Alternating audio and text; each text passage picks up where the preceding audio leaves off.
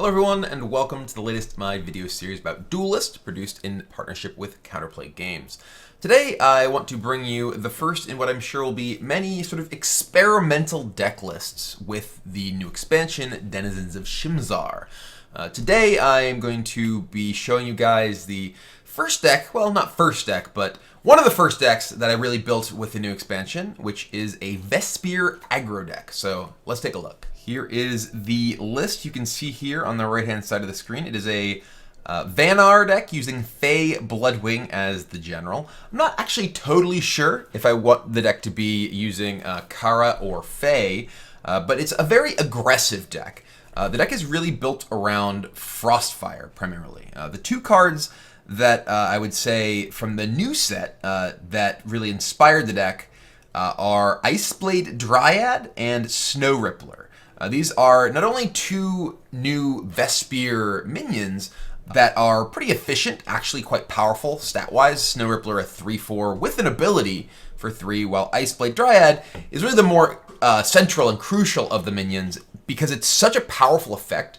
We saw this effect before on a minion that was quickly changed because it was so powerful, but now this effect being exclusive to Vespyr minions is still really powerful, but isn't quite as sort of great game-breaking for a whole slew of strategies. Being able to give, say, a Snow Rippler or a Crystal Cloaker flying and infiltrate in and hit your opponent for a bunch of damage is quite powerful.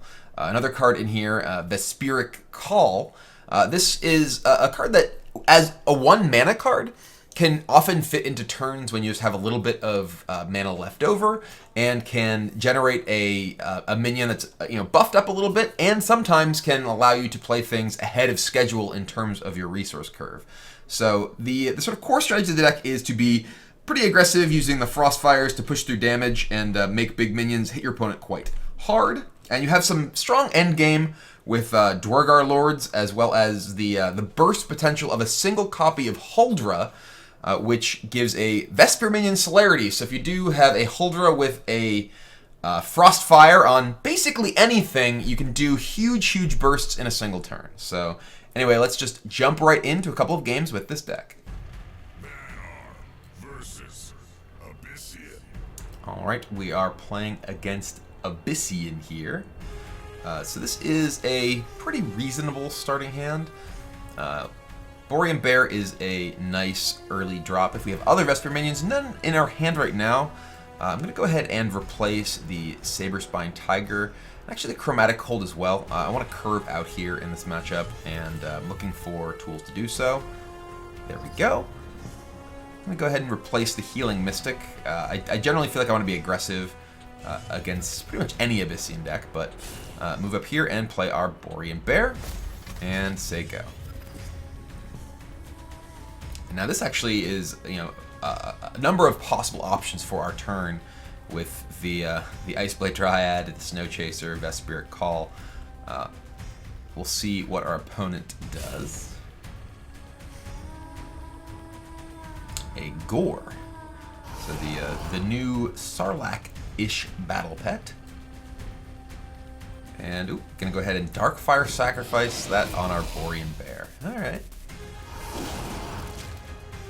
Oh, Darkfire Sacrifice to make a Deepfire Mallet. Oh my, that is a fairly large fellow.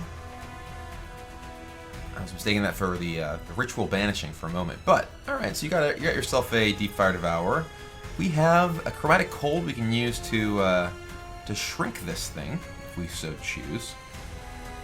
Which I think is very likely what we're going to want to do. This is pretty big already. I can go ahead and move this here to take this, and then move up here and Iceblade Dryad here, which does give me 2 mana left over to Chromatic Cold on my opponent's Deepfire Devourer if I choose. So yeah, that's what I'm going to do, I think. Ensure that this thing is small and weak. I could just move up and play my Snow Chaser and Vespyric Call plus Chromatic Hold. I think I like this though.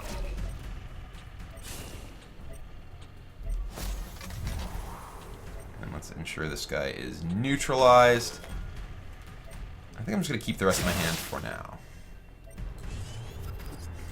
Ooh, a Huldra. And rip. Right back to the corner.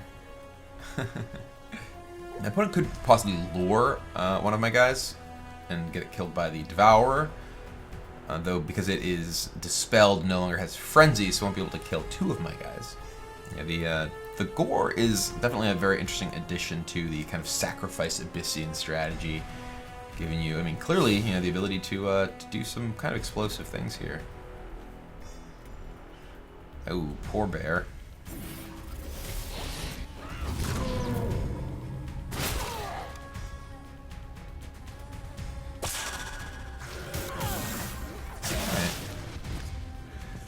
Let's go ahead and start by, well, we can actually Warbird and kill our opponent's Ephemeral Shroud, so we'll replace the Huldra.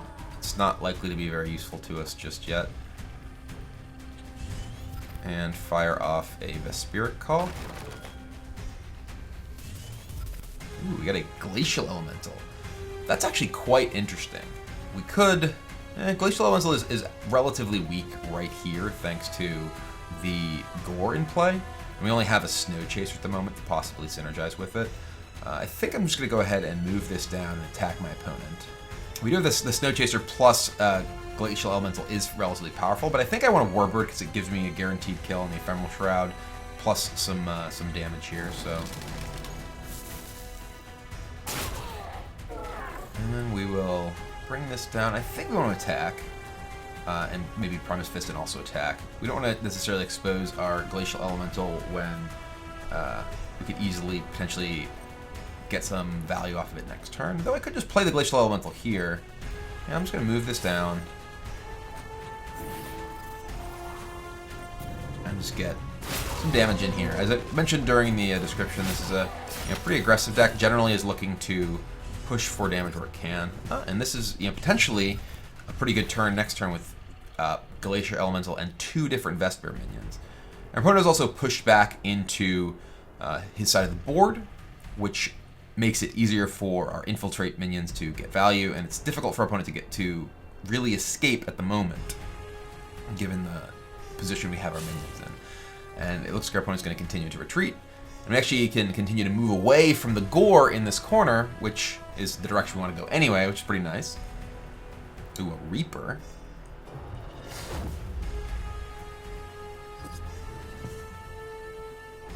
Well, I think we're just going to trade in with this Reaper. We don't have many big things in our deck. If our opponent does get a Dwergar Lord, that could be kind of disastrous for us.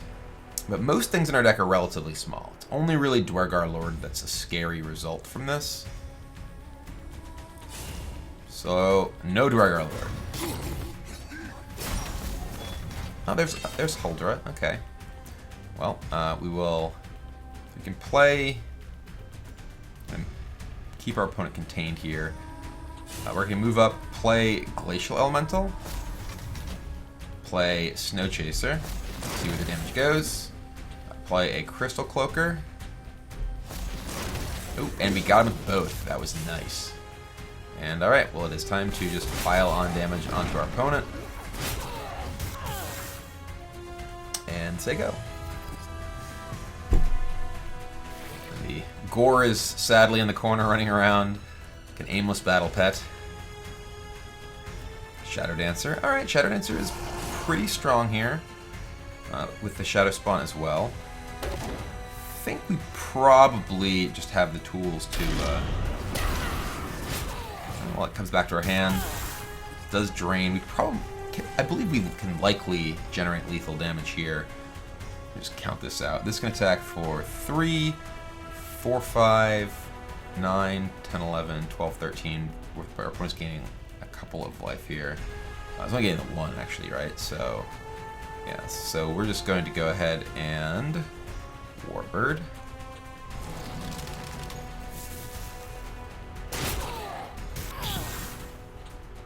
Alright. This will buff here.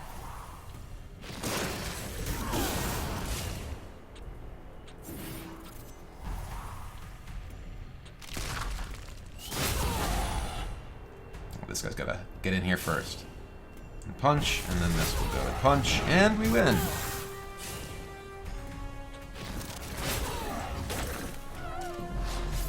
Da, down goes Abyssion. Victory.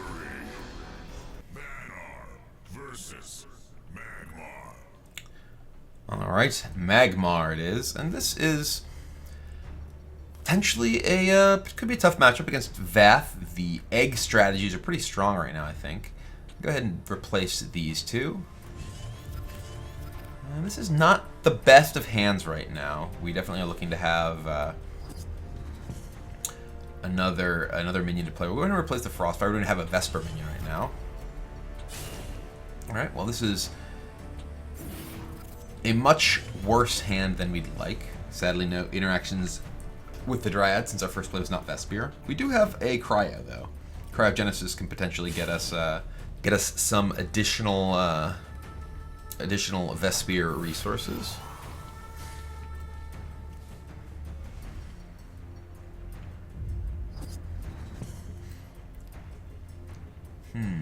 Well, we can potentially Cryo this, move here, and Vespyr Call.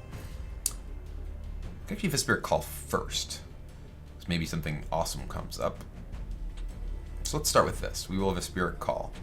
My other options, I can get a total of 5 resources here, 5 mana, assuming we use a minion here. So we could possibly play the Hearth Sister here. It's kind of bad, I think. I'd rather save that. So I think I'd actually rather play this. Well, we'll play the Vespyr Call first, see what we get. It's a Duergar Lord. Ooh, a discount Duergar Lord is very good. It could get just egg morphed against Magmar, but we'll deal with that. And then I think I'm just gonna move this here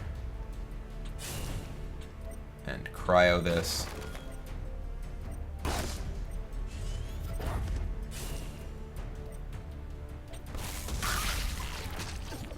I'll attack this here as well. And I think I'm going to go ahead and replace the Hearth Sister and say go.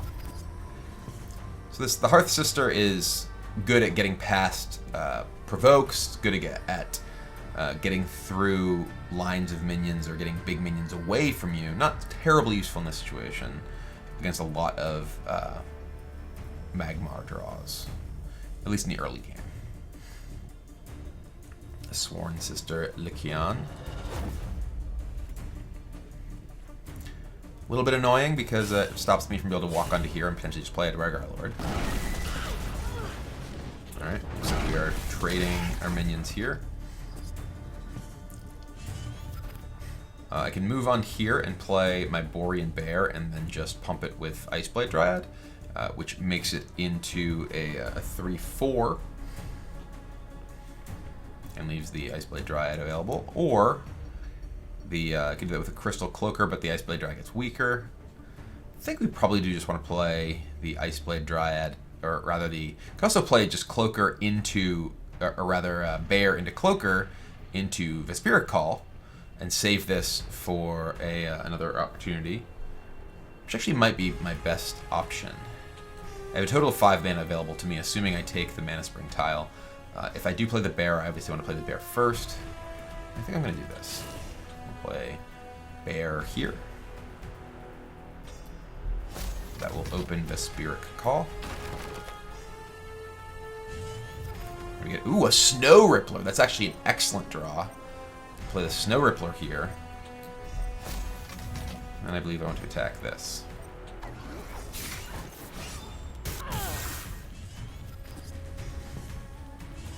Maybe I didn't want to attack this just in case he uses Overload and attacks into this. And basically just taking 2 damage for no reason. So the Snow Rippler off of the Vespyr Call is excellent there. 2 cost 4/5.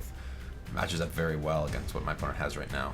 If my opponent does just Overload and attack into this and sacrifice this into here, we, I think, are pretty happy with the situation because we have a protected Borean Bear. They're able to buff twice the following turn, or just once with the Duergar Lord. Ooh, Thumping Wave. Oh my. Alright.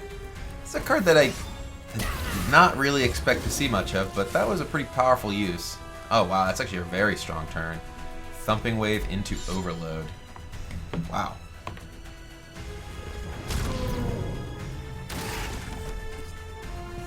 Alright, well, we're just going to Duergar Lord here. I don't think I want to replace anything. We're just going to play the Duergar Lord right here. The rest of these are still pretty strong, so... One nice thing in this matchup is that Chromatic Hold on your opponent's face can remove Overload from the Bloodborne spell, which can actually be quite relevant as the game progresses. But the undercosted Duergar Lord from my Vespyr Call, basically if my opponent does not have an Eggmorph, is in real trouble right here. Hailstone Golem, not the most impressive of minions compared to my Duergar Lord, I'll tell you that much.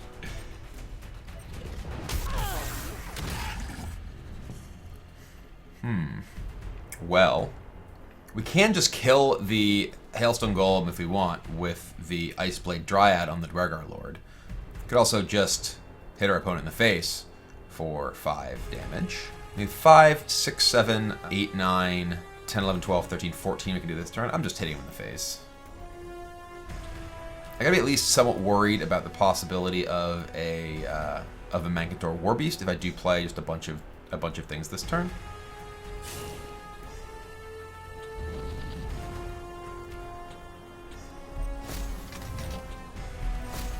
Or just punching. Damage, damage, damage.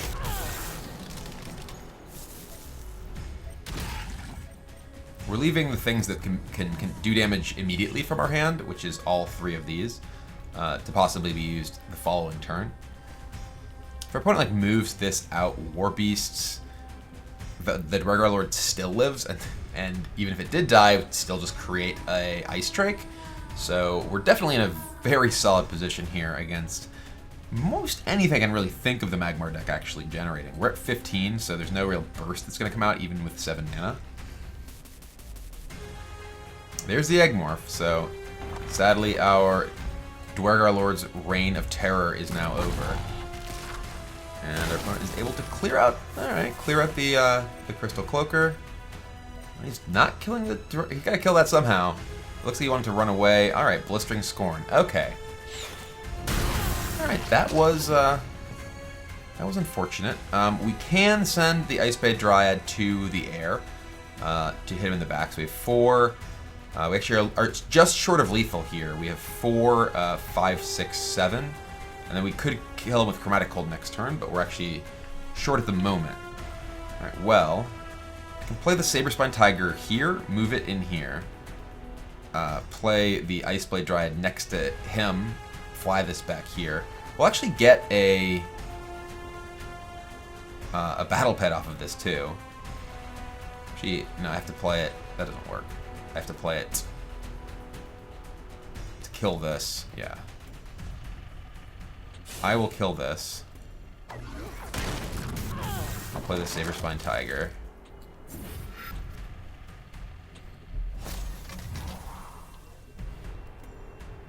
This guy will fly here. Punch you. Oh, we didn't get a 1 cost. Ooh, actually that could be good. We'll place this. Well, we have lethal with just our Bloodborne spell, or if our opponent attacks anything. And our opponent is blocked from moving here. So even if he has like a Warbeast. Warbeast actually would be not lethal, would be a draw. If he played Warbeast here, he'd be able to Warbeast killing these and hitting me, attack me, and walk up and hit me. So Warbeast could force a draw here. Yeah, there's Warbeast.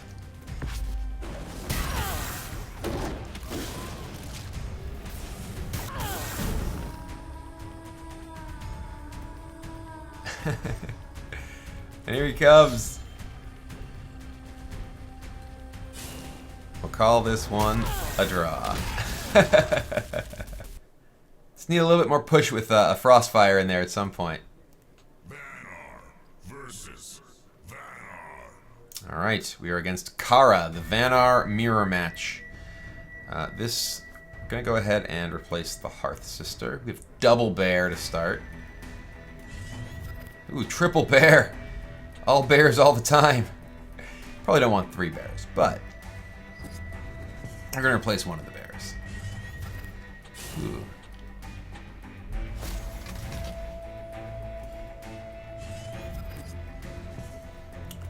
Probably actually don't even want the second bear at this point, but it can still be good. Cloaker. A bear can actually just kill his cloaker. If it's just sitting there.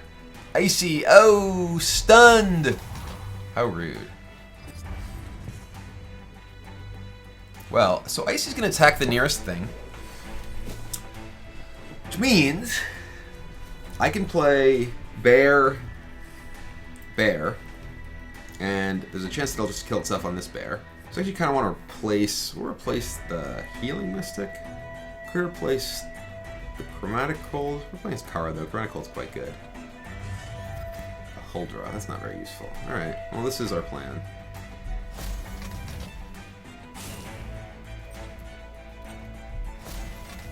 All right, so the battle pet will attack one of the things nearby at the start of my opponent's turn. Hopefully it just attacks forward and kills itself on that bear. No, it attacked the one I didn't want it to attack. That's unfortunate.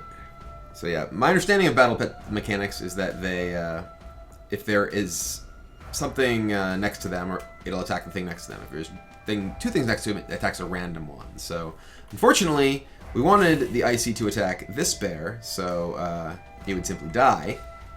But it attacked the wrong one. From my perspective, at least. Yeah, I'm just gonna go ahead and trade with my bear.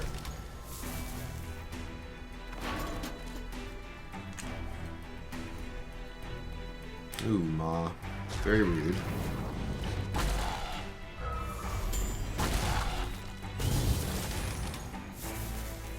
And a Snow Chaser.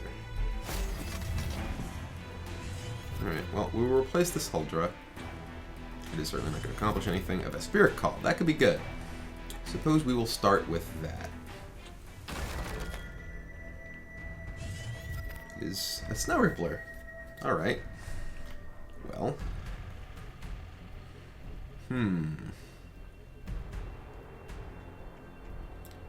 Well, I feel like we might as well just trade our bear with this at this point and kill this. I don't know if I want to play the buffed one and use my Warbird, or just play the regular one and not use my Warbird. Well, this is going to attack here.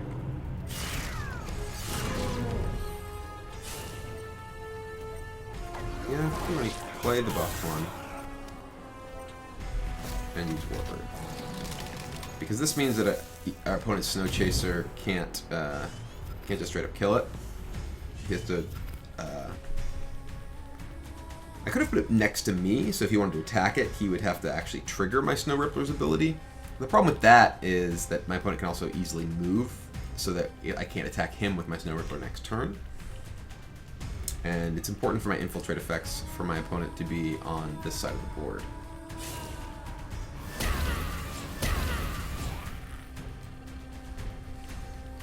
So free Snow Chaser damage there. Alright, but it moves and played his Sworn Sister. And probably gonna see a Kinetic Surge here is my guess.